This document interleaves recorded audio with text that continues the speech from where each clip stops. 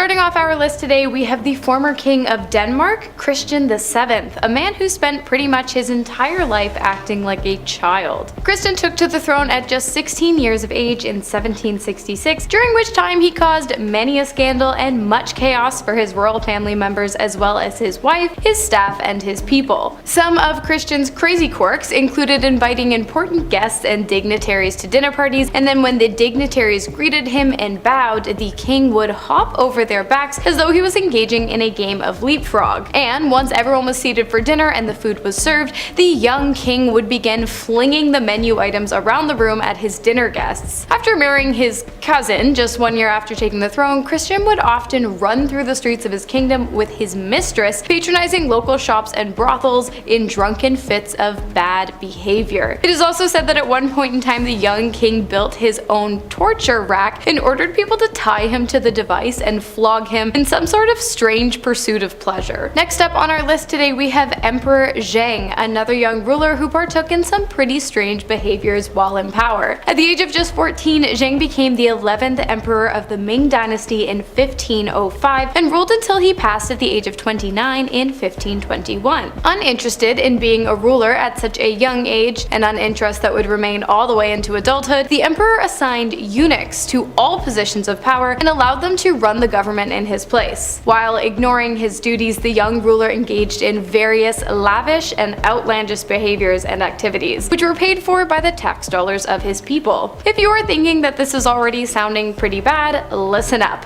because one of Zheng's all-time favorite activities was raiding the homes of the wealthy, kidnapping their daughters, and then demanding a ransom for the girls' safe return. And anyone who disputed this reckless behavior was arrested, tortured, and executed. And as you can imagine, there were a lot of people who disputed this behavior. The terror did eventually come to a fitting end when in 1505 the emperor's pleasure barge capsized and Zheng drowned in the chaos. After his death, the eunuchs, which had been placed in charge of running China's government, had garnered so much power within political structures that even new rulers of the dynasty were unable to remove the eunuchs from their positions. Next up, we've got Catherine the Great, Empress of Russia, who, in all fairness, was a pretty good ruler. In fact, some might even say great. The scandal here really lies in her, extracurricular appetite. Catherine, originally named Sophie, was born in Germany but moved to Russia after marrying her husband Peter III in 1745. It was said that Peter had much less of an appetite, and he often disregarded his wife's company for that of toy soldiers and imaginary worlds. Thus began Catherine's spiral into sexual insatiability. In 1796, one of Catherine's many lovers murdered Peter, and she took her position as Empress of Russia. After stepping into power at the age of 33, her desires for the company of men only grew, and she was by no means frugal towards her lovers either, gifting one with 1,000 laborers and declaring another king of Poland, who she eventually declared war against after a pretty fierce lover's spat in which Catherine accused him of being unobedient. The story of Catherine's death has been quite disputed over the years, but one version tells that she met her end during a zealous rendezvous with a palace horse. Historians, however, maintain that she suffered a stroke on the toilet and died the following day, which is the most likely but a far less interesting explanation for sure. Next up, we have Justin II, Emperor of Byzantium. Emperor of Byzantium, which at its peak included modern-day Italy, Greece, Turkey, as well as some portions of North Africa and the Middle East. During Justin's rule from 1565 to 1578 AD, he was prone to acting up. He was known for constantly trying to bite officials of the court, making animal noises at passersby, and hitting people at random, unprovoked times. Many officials of the court would take turns pulling the mad emperor around the castle in a wagon in an attempt to calm his nerves, but unfortunately all efforts proved futile, and people began to speculate that Justin was possessed by the devil. It was at this time that his wife Sophia, who was taking care of him, became kind of like a regent, making many political decisions on his behalf. From possessed by the devil to worshipping it, we have Marquise de Montespan, who was accused of just that after she caused a whole lot of trouble way back in the late 1600s and early 1700s. You see, although both the Marquise and the King of France, Louis XIV, were married, the two had sparked up an affair for the ages, and they weren't exactly subtle about it either, with the king on many occasions showering the Marquise with intricate gifts and spending more time with her than his actual wife, Marie Therese of Austria. Austria. It appears, however, that much like Catherine the Great, Marquise became insatiable, infatuated with the king's attention, and she wished to become queen herself. Marquise de Montespan divorced her husband and began spending more time with the queen in an attempt to assess the situation and figure out her next best steps, during which time she also befriended a Parisian witch. Together, the witch and the Marquise began cooking up love potions made from the bones of some incredibly vulnerable members of society. It was this gruesome feat that led many to believe Marquise had turned to devil worship in the first place. Everything began to fall apart in 1679 after many members of the court experienced poisoning, and the two women came under investigation. The witch was burnt at the stake, while Marquise ran for the hills, in which she ironically spent the rest of her days living in a convent. I don't know about you, but I would be pretty annoyed if I had my royal court by my side 24/7. If you were an Egyptian monarch, most of your waking hours as a pharaoh would be constantly surrounded by people. The associates around you would include members of the royal court, as many officials, family members, nobles, servants, and royal bodyguards would be included. From sunrise to sunset, you would never have a moment alone. Considering getting a position in the royal court, aside from on-hired craftsmanship jobs like architects, majority of the nobles that filled the ranks were the pharaoh friends and the relatives that were promoted into these positions of court. So in some way, it was some type of nepotism that benefited you next to the king. Just like in the French monarchy before they ended up being cut off, the Queen Marie Antoinette would wake up with her servants at the foot of her bed ready to help her with her day, and that does beg the question though, would you be also into that or no? Comment below. However, despite having your fam jam with you at all times, it still doesn't prevent the most obvious fear, and that was family members challenging you for your throne and authority. Like majority of rich civilizations like the Romans, the British, the ancient Egyptians, the ancient Chinese Empire, and so many across the world alike all have the unfortunate circumstances of uprising in your own household. Like as an example with Japan and their empire, there's a theory that some say the emperors in ancient times, such as Emperor Sujin, Emperor Ojin, and Emperor Keitai, usurped the imperial throne regardless of the blood relations with the past emperors. And in ancient Egypt, the same saying goes with the other rulers, like for Ramesses III, one of his wives had apparently orchestrated a rebellion on him so her own son would rule. And of course in England with Queen Elizabeth and her sister Queen Mary, both had conflicts due to their father's many misbehaviors. But even as a royal with so many people tagging along aside you, from the moment you wake up to the moment you wipe your butt on the toilet or even going to bed, it does include what you wore. As a representative of your nation and your people, you had to be dressed to the nines at all times. In ancient Egypt, as an example, they took their wigs very seriously, as they even also had a law that outlined those who could and could not wear them. Even according to their laws, it was illegal for slaves to wear wigs, and if you were an elite member of the court or part of the royal family, you were most likely also going to have a quality wig compared to other people. Most royal wigs were the most elaborate, and they would also include gold and silver and threads, and even pharaohs would sometimes wear fake beards alongside their wigs for specialized events. And even with these specialized events, wearing fake beards might even suggest engagements. Like in some cultures, you'd have to ask permission to the family's head, or in most cases the lady's father, to court her or wed her, and in some, this also includes the royal family, aka the British royal family. According to the Royal Marriage Acts in 1772, British royal descendants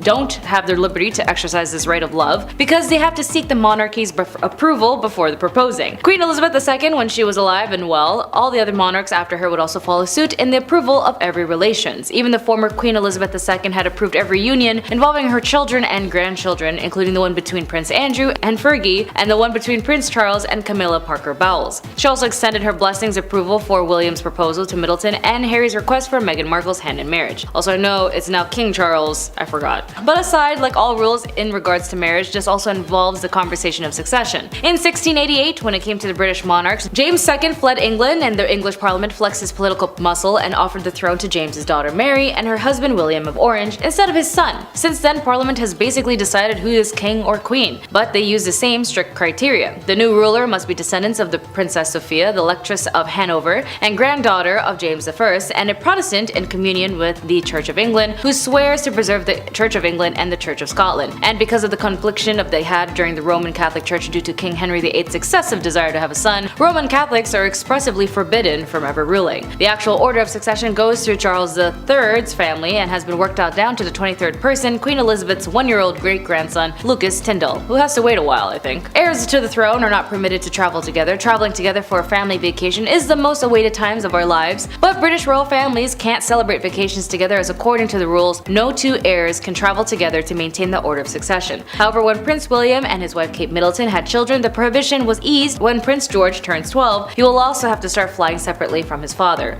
The Cambridges also frequently flown from their children in the past, but typically received special permission from the head of state to do so. It is also a rule that royals must always carry a black outfit while traveling, and reason being is in case there's an unexpected death in the family. This way they can also be properly dressed to fit the somber occasion when they arrive back to the UK. This rule was created after the unexpected death of Queen Elizabeth's father, King George VI, as she was rushed home from Kenya and had to wait on a plane in London until someone brought her a change of clothes. According to Bustle, it also had been deemed inappropriate for Elizabeth to emerge in London in a normal dress after the death of the king, as well. Although it's not officially a rule, traditionally royals are expected to wear black only during funerals. Generally, it is also thought black is not worn unless it's in mourning, although Princess Diana, Princess of Wales, did occasionally wear it for evening functions. The National Geographic documentary of Diana, in her own words, is narrated entirely by the late princess, using rare audio recordings made by Diana in 1991. During one scene, Diana recalls a time Charles rebuked her for wearing a black dress during a royal engagement, and he commented she shouldn't wear it as black is only for the people who are in mourning, and she responded, "Yes, but I'm not part of your family yet." Number 5. Sorry cousin. I didn't mean to say this. Well, I meant to say this. This family is absolutely ridiculous when it comes to their treatment of others, especially each other. I mean, I'm surprised they lasted this long. I mean, do they even love each other? Or are they even allowed to? Either way, they definitely showed love when they denied family members asylum. And by that, I mean King George V denied his cousin Tsar Nicholas II and his family. And if you know the story of Anastasia, you know the massacre that occurred. Tsar Nicholas II requested asylum in Britain for himself and his family, but he was denied. King George worried the rise of political tension in his own country, which, to be honest, in a political standpoint, it makes sense as it was during a time where there was a lot of tension after the First World War, and the financial means was floundering due to taxes as well as the loss of life. And considering the two was very close, I can't imagine the heartbreak for the Tsar Nicholas to have his own favorite cousin say no. And in the end, we do know how the history played out for the Romanov family. Number 4. Hidden families. Speaking of families that the British family seems to not do much about, if you ever watched The Crown and you know that in season 4, again spoilers, or not spoilers, you can literally Google this. Anyways, it's true that the Queen's first cousins had development disabilities and were shamefully hidden from the public and was assumed legally dead, when in fact the scandal exploded in the public that the royals could do that to their own family members. But the thing is, this wasn't the first time the royals did this, and I know how progressive the world is now, I'm pretty sure it wouldn't be the last. King George V, the same king who denied the Tsar of Russia, his own cousin, he actually stowed away his own youngest child from the public view because he suffered from epilepsy. According to the royal biographer Christopher Wilson, he noted that when it comes to family trees, it feels like if they feel like someone wasn't in the top-notch level they can present to the public in a way that indicates the crown is unshakable or unhealthy, they can just write them out of the history books and no one would know. Like Prince John, the moment he died, no one heard anything about him ever since.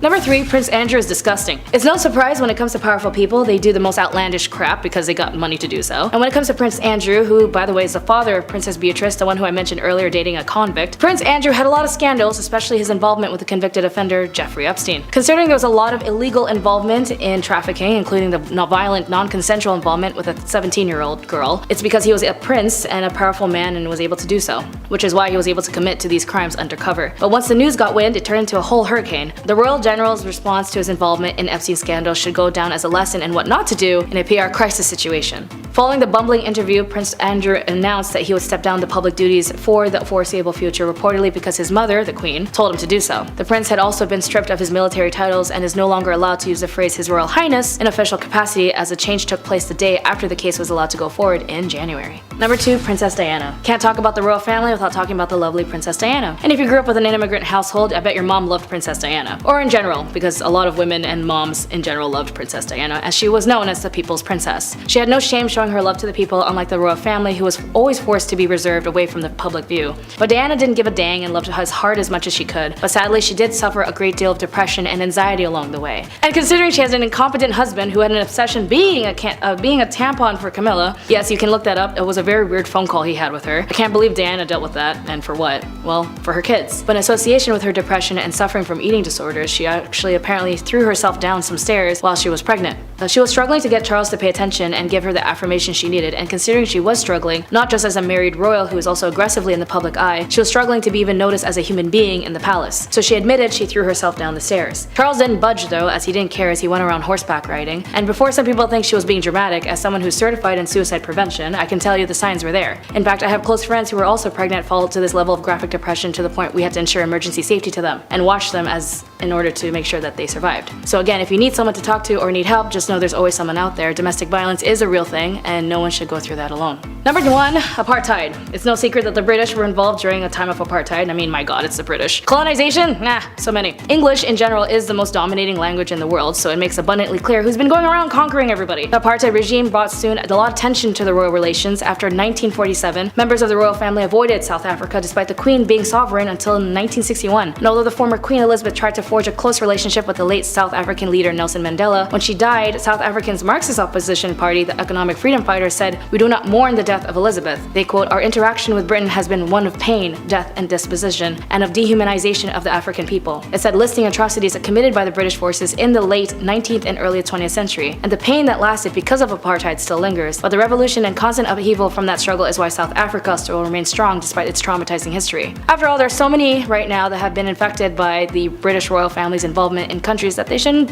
touch at all. Like India, Palestine, the Caribbean, Southeast Asia, Asia in general, North America, there's a lot of countries. Number 10 is Eric XIV. That's a lot of Erics to get to 14, and it's a lot of paranoia in his case. The Swedish king survived 3 years of ruling before he lost his mind, first taking the throne in 1560, and then having his life taken in 1577. In 1563, when the crazy struck, Eric became violent and paranoid, rubbing his nobility and court members the wrong way until he pulled a daring move, imprisoning the Sturz noble family for allegedly plotting against him. However, he quickly came to the conclusion that the incarceration wasn't enough and decided to have them killed instead. Eric himself participates in their grisly deaths, and after their death sentences, Eric wandered outside to the woods and disappeared for 3 days. This led to open conflict between Sweden's nobility and Eric, who was eventually dethroned and imprisoned by his despised half-brother John in 1569. The former king languished in prison for the next 7 years before being put out of his misery in 1577. Turns out Eric's paranoia may have been onto something. After the 20th century exhumation, forensic scientists determined Eric died from his pea soup being poisoned. Number 9 is the Glutton, a nickname for King Afonso, also called the Grinning Moron. A nickname he earned from doing things like wearing 6 hats at once, tiered Mad Hatter style, or because he visited all the nunneries around to offer himself up as a willing bedmate. This is also the king who famously saw his 2 older siblings die, and instead of crying, he cheered and went, "Hooray, now I will be the king of Portugal." All of this perceived madness allegedly comes from how Afonso was ill as a child, and it left him partially paralyzed and mentally unstable. Unfortunately, he found pleasure in violence, and this made for a bad combination, especially when a local boy named Antonio, who liked to whip stones at people, offered the king knives and said he should join. Afonso's mother tried to stop her son, who now went out at night and tormented the poor villagers, and forbade Antonio to enter the palace. Deprived from Antonio's company, Afonso became completely unmanageable and refused to eat food like a brat, so they let Antonio back in. He soon established himself in a room next to Afonso and began to lead the king on nightly excursions, jumping respectable citizens and raiding taverns. This goes on for years until his mother dies and Antonio is sent away. Then Afonso focuses his attention onto food. At the age of 23, Afonso was incredibly large thanks to gluttony. He used to take his meals in bed and usually ate and drank so much he was sick afterwards. Ministers ruled on behalf of the screw-loose Afonso for years, but they still tried to make Afonso behave like a king. Told what to do, he did it. Told what to say, he said it. Still, his way of life infuriated the Portuguese clergy, so they find him a wife, hoping it'd calm him down. Instead, they annul, and she marries his younger, hotter brother, and the two begin planning a coup. In his final days, like many of the other monarchs on this list, he was confined. It was said he wore a groove in the floor from pacing since he couldn't do anything else. Number 8 is Snotty King. Unlike Afonso, who victimized the nearby villages, France's King Charles IX actually went after others in his court, including his sisters and even animals. Charles had a disfiguring birthmark between his nose and upper lip, giving him the nickname the Snotty King, and he was given to fits of rage and sadism, though he was a mama's boy to his regent Catherine de Medici, who literally ran this country even once the king grew up. In 1561, at the age of 10, Charles took the throne after all eligible heirs had died, through no fault of his own. As he grew up, Charles became tall and physically strong, but his physical and mental problems increased with age, and as one suffered, so did the other. Charles was unbalanced to the point of insanity, and his anger was solved through violence violence or death that only Margot, his youngest sister, knew how to calm. If she wasn't around, someone would hand him a bow and arrow and say, hey, go hunt some deer nearby. However, things like hunting and field sports didn't satisfy his bloodlust, and that's exactly what it was, bloodlust. To quote Charles himself, he preferred to use the knife because he liked the blood and wanted to see it spurting out of animals. Shudder. So he fed this lust by dismembering domestic animals. He also liked lashing people until they bled, or going down to the blacksmith to beat out weapons for his armory until he was prostrate with exhaustion. Then he'd go use them on more animals, or people. Number 7 is Feodor the Bell Ringer, who was the son of Ivan the Terrible and wasn't thrilled about ruling and left most of it up to his brother-in-law Boris Godunov. This would-be ruler is remembered for having next to no neck and spindle legs that made him shuffle in a stooped manner. That and his glazed vacant gaze paired with a permanent gill-less smile that was variously ascribed to religious ecstasy or simple-mindedness, depending on the observer's point of view. Suffice it to say, even Ivan the Terrible knew his son was missing a few screws. So, anticipating his own death, Ivan had tried to smooth the path for his humbly gifted son by creating a 5-member advisory council to help him rule, which is how Boris ends up in charge. Because Fyodor didn't just not know how to rule, but he wasn't interested in doing so. In the 16th century Russia, feeble-mindedness was considered an especially inspired and childish form of wisdom, a foolishness in Christ. Apparently in the olden days, Russians characteristically looked at these persons with respect, if not reverence. This is why, unlike so many kingdoms on this list, Fyodor wasn't just tossed in a room and left to rot. Homeboy actually dies peacefully in his bed. Fyodor spent most of his time praying, visiting monasteries and churches throughout the realm, and of course, what he was named for, ringing the bells that called the faithful to mass. Number 6 is Maria of Portugal. She starts as Maria the Pious, the first undisputed queen regent of Portugal and the first monarch of Brazil, who spent the first 10 years of her reign as an eloquent and respected leader. Then 1786 rolls around and she needs to be carried back into her castle due to a random state of delirium that hits her. Unfortunately, that wouldn't be the last. In 1786, Maria loses her husband/uncle, her eldest son and heir, her only daughter, and then her confessor consecutively. Maria had already been in a fragile state, but their losses caused her to nosedive into religious delirium, convinced she was going to hell for the sins of her father, claiming to see his black and charred corpse dragging itself along hallways of her home, or in her mind's eye, being tormented by demons. Visitors to her apartments would complain that they were tired of her constant screaming and wailing, which was only amplified by the bloodletting that was meant to cure it. According to some reports, she also became rather fond of wearing really tiny clothing.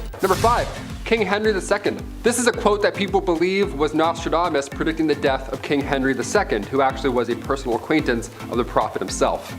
That'd be scary. Hey, how do I tell you this? Well, at one point, Nostradamus was seen addressing King Henry II as the most invincible Henry, King of France. Unfortunately, Henry proved to be quite vincible when he met his gruesome death at the age of 40. In the summer of 1559, a terrible jousting accident went awry and it left the king passing away shortly after from sepsis.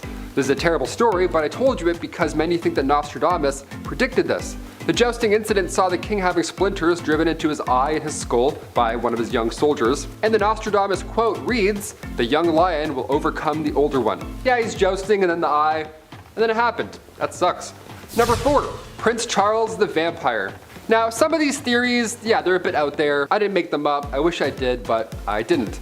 Some believers out there actually think Prince Charles is a vampire, a blood-sucking, flying, turning into a bat-looking vampire. I don't know. Why? Because Prince Charles is related to Vlad the Impaler. You know, that 15th century ruler who inspired the story of Dracula in Transylvania, who we're all pretty sure was a vampire. Now, it's a fun theory that went about, but Prince Charles having a piece of Romania is definitely helping out this case. We kind of believe this. The prince has been conserving forests and he even got property over there, so maybe he's a vampire, maybe not. Maybe he just likes property and castles. And Vlad the Impaler. I heard he's a great lad. A great Vlad. Number 3, shapeshifters. Awesome. I'm not actually Taylor, I'm someone else pretending to be. That's cool. That's why I'm so energetic today. This next theory I wish I could claim for my own again, but it was actually former BBC presenter David Icke. He takes the cake himself. Here we go. He has since revealed himself as a conspiracy theorist, and one that surrounds the royal family had me stunned. Icke and quite a few others claim that the royal family is part of the Illuminati. Yeah, and then all of them earn their power because their human ancestor mated with reptilian aliens. They were clapping alien reptilians. That's how they became royals. That's the trick. You gotta clap some reptilian alien. David says the theory actually explains why royal families are obsessed with keeping their bloodlines clean with other royals. And incest. But the biggest what the part of all this has to be when David told the public that he knows people who have seen royal family members change into reptiles and then back into human form again. Number 2, leaked letters. We'll end with some recent leaked letters. We love those. We love some gossip. We mentioned Princess Diana. Well, we've got more stuff. We've got more tea. In May 2018, the royal wedding, it was thought at the time that Meghan's father was absent because of a heart attack that he suffered days before. But a year or so later, it's revealed that Thomas Markle and the new Duchess weren't as close. There was some drama. There was some beef going on in the family. Thomas spoke out against his own daughter. There was a scandal where Meghan spoke to Oprah, the tell-all that we all watched, and Meghan actually said to her father that if you tell me the truth about what happened, about working with paparazzi, then we can help and get through it. But he wasn't able to do that, and that for me has really resonated. Yeah, if my dad was working with paparazzi, showing them private letters as well, just for clout, I'd be upset too. As if my dad can't even open his iPad without me, let alone leak my letters. Number 1, personal sheet changer. I can't tell if this is the worst thing ever or the best, but it's kept me laughing for months now. Royals have been sweating constantly about other people trying to, take them out, right? It's a scary job. Everyone wants to attack you. I mentioned Boyd Jones on here a few times, that guy that stalked the Queen. It's terrifying. People are terrifying. Boyd Jones would go through the Queen's drawers and, big ooh. So historically, the royal family would try their best to anticipate any and all attacks. Be as safe as you can be, right? Of course. Like the kissing sheets, for example. Oh, have you heard about these kissing sheets, this royal position? A great deal of monarchs hired taste testers to make sure nobody poisoned them, that's normal. But they also had a guy who would get tucked in the king's sheets. I would much rather have the latter, know what I mean? King Henry VIII hired somebody to make sure the bed wasn't poisoned. So you were required to make the king's bed every morning, but you also had to rub all the sheets down everywhere before bedtime. You'd have to kiss the bed sheets to make sure they weren't poisoned. Yeah, sleep tight. I'll sleep here, boss. Here we go. Don't mind the old medieval dad breath all over your pillows. You're safe for the night. That's so gross. I can't even sleep in a hotel sometimes, let alone some dude. Mwah, mwah, mwah, mwah. Mwah, mwah. I'm like, what are you doing? Get this guy out of here. Why is he kissing my bed? Clothes as well. That was also touched. Maybe not kissed, but it was for sure touched. Guys wearing my clothes in my bed, kissing my sheets? No way. I think I'd rather get poisoned.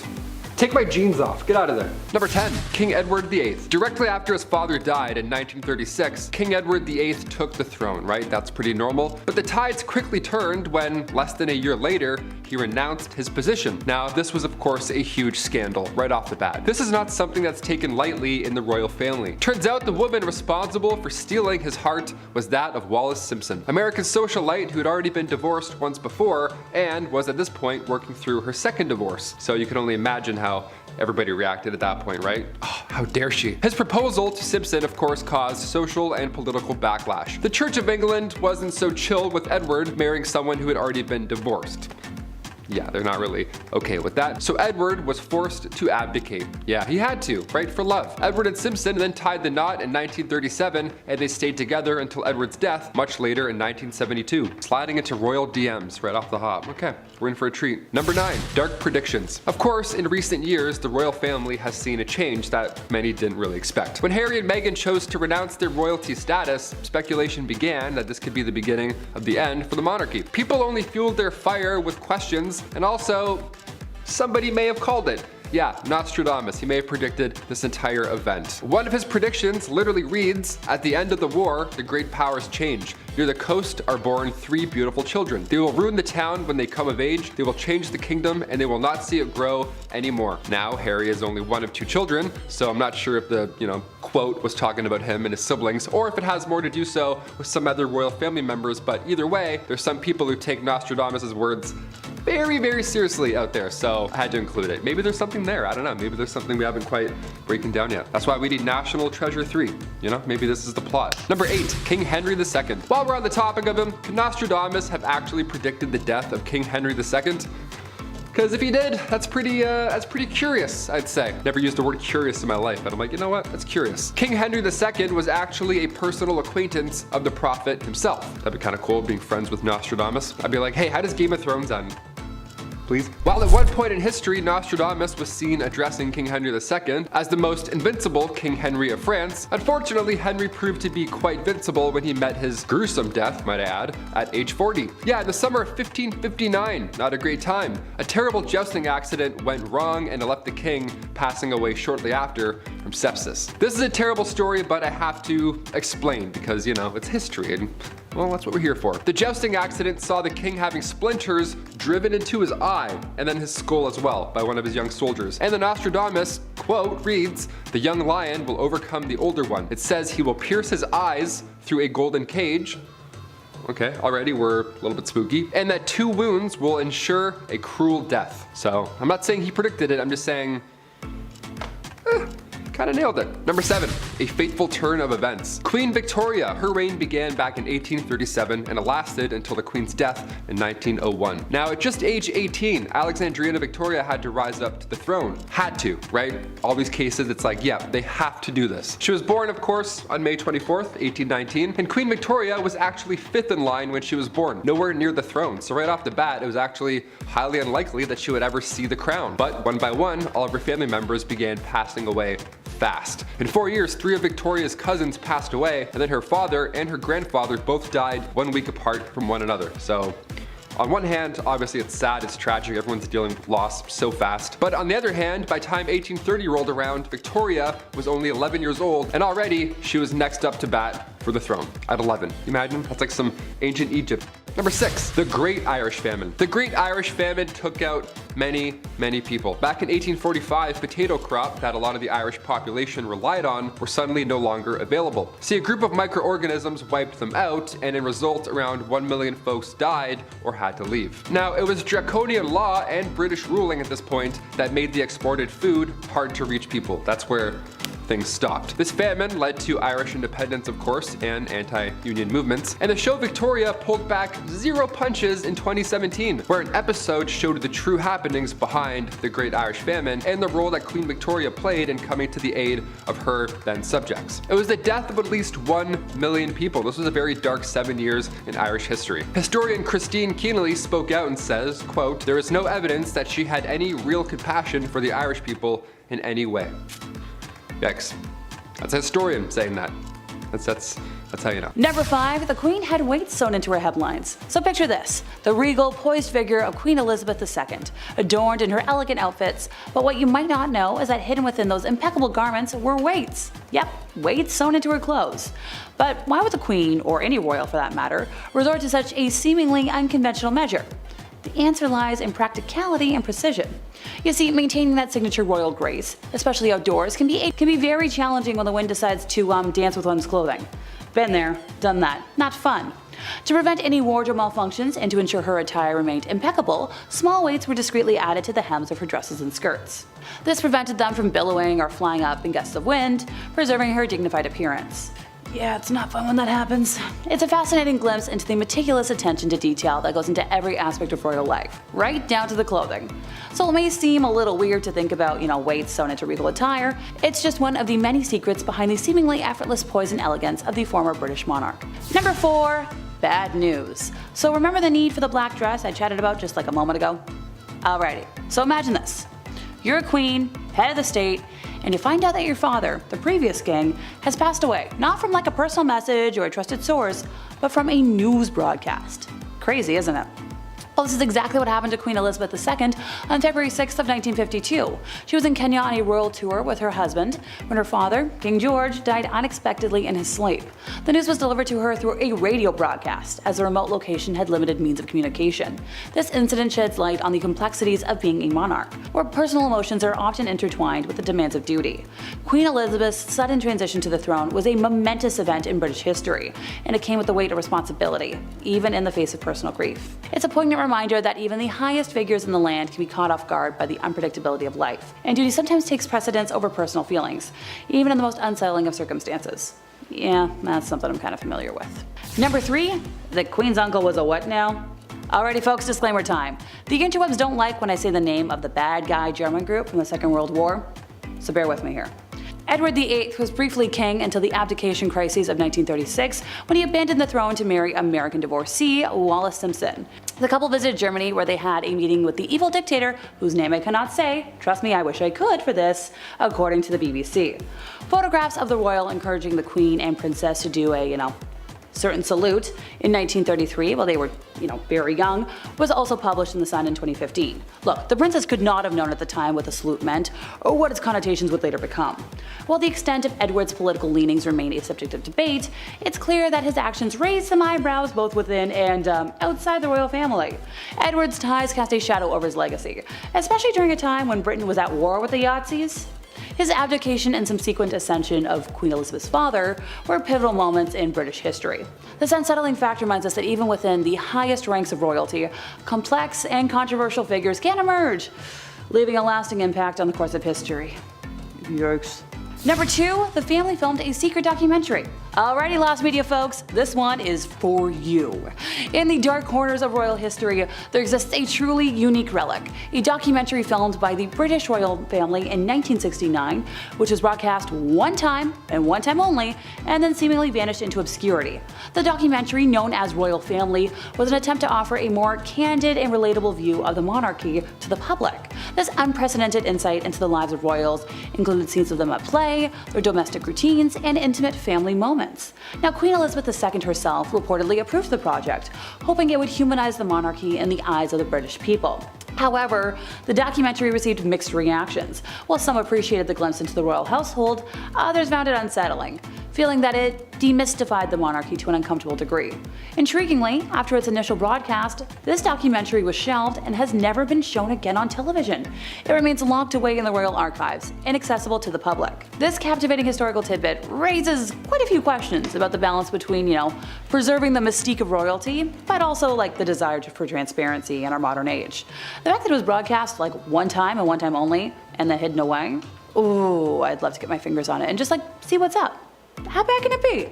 Number 1, they work hard to preserve the lineage. So back in the early days of aviation, when flying was still a very risky endeavor, a peculiar and somewhat unsettling rule was enforced within the British royal family. 2 heirs to the throne were never allowed to travel together on the same flight. This seemingly paranoid practice was rooted in a desire to ensure the continuity of the monarchy in the event of a tragic accident. Well, imagine a scenario where an unfortunate plane crash would take everybody out, and then where's your lineage? This would throw the entire line of succession into chaos. So to mitigate this risk, the royal protocol dictated that direct heirs, such as the reigning monarch and their immediate successor, should not travel in the same plane.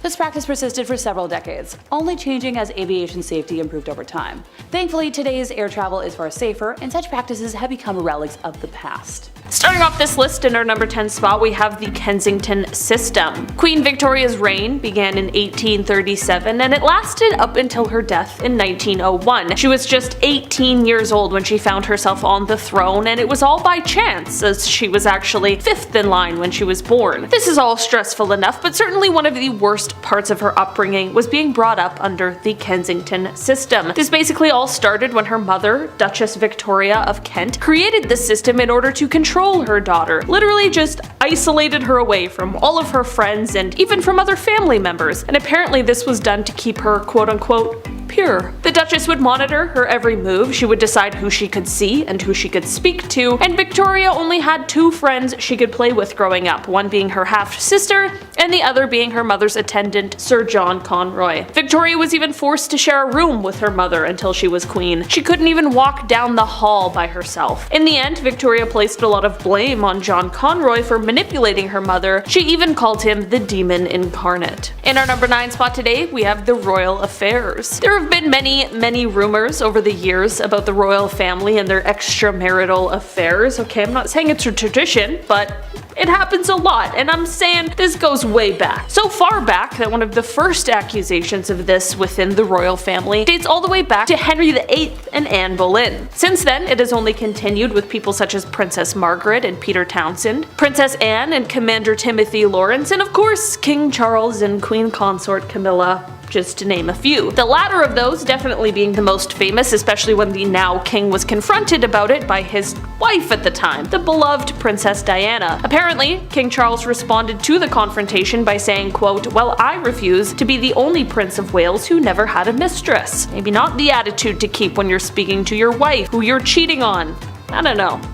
Guess I'm just not royal enough to get it. In our number 8 spot today, we have pets. As we all know very well, image is everything for the royal family, and that is down to the finest, smallest detail, including pets. It is well known that the Queen absolutely loved corgis, and how could we possibly blame her? Apparently, however, if a dog is not a corgi or a Labrador, it is socially looked down upon. Can't describe how insane that is. They're dogs. If you brought a dog who had just been rolling around in the mud everywhere with you, I could see why that wouldn't be as widely accepted among fancy social circles, but only giving the choice of a few random breeds seems kind of ridiculous. Apparently, Meghan Markle actually had to give up her beagle named Guy a few years ago before she joined the family, and then left it. I guess she can probably have whatever dog she wants now, so there's always an upside. In our number 7 spot today, we have King Charles I. Okay, this is one that goes way back and it really creeps me out. So King Charles I, right now we're on the 3rd, so we're taking it a couple back. King Charles I was tried for treason after the Civil War, and he ended up being beheaded in 1649. I guess in the 1600s everyone was beheaded, so this wasn't necessarily abnormal, which is certainly weird, but that's a history lesson for another day. The weird part of this, however, is that apparently his head was sewn back on his body so that he could sit for a portrait, or it was perhaps supposed to be a sign of respect. Either way, it's very weird and very gross. I feel terrible for whoever's job it was to do that, and I also feel bad for the artist who was forced to paint that. Talk about traumatic. It does certainly make sense, though, that people say that Charles' ghost still haunts a building because there is no amount of haunting that could make up for being beheaded and then having your head sewn back onto your body. Okay, why'd we do the first part if we were gonna do the second? Could have just cut the middleman, you know? But instead, they cut his head off, okay? In our number 6 spot today, we have never travel in pairs. This is one travel rule that certainly makes sense, but it is really dark when you think about it. This rule is one that the British royal family, and honestly many people who can afford this sort of luxury safety, do nowadays. This tradition and rule is one that means that any heirs to the throne are not allowed to travel together. This is of course in case some sort of accident happens. Not every heir to the throne would be injured or perhaps killed. It's definitely very smart and sensible, but it has got to be grim, just constantly preparing for the worst thing to happen. It is of the utmost importance to the royal family that they preserve the line to the throne. Like I mentioned before, however, other people are now taking a page out of the royal book and are using this travel rule where possible.